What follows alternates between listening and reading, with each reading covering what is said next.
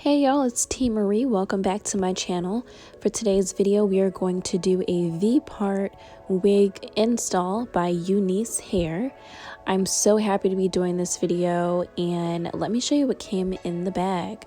Lashes, a scarf, a wig cap, some cute Christmas gifts, and of course, what we've all been waiting for is the wig.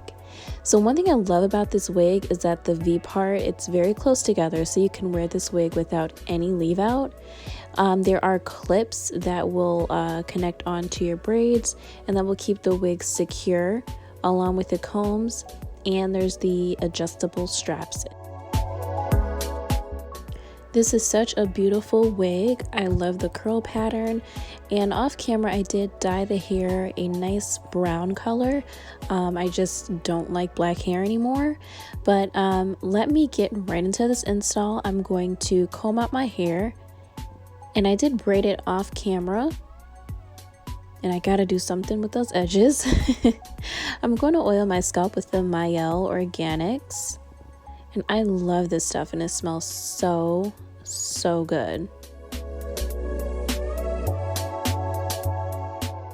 So I'm going to use some bobby pins just to pin up the back of the braids. I want them to be secure and just to stay in place while I wear this wig.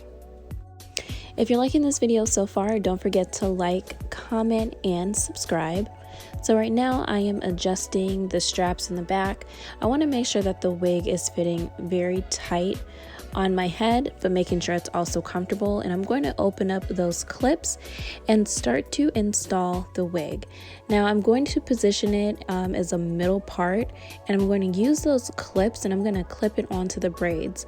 Now the key is you want to clip onto the braids very close to the scalp, so that way you can still see your part, so it does look realistic. Now I'm going to go in with my water bottle, and I'm going to get this hair wet because it looks so beautiful when it's wet.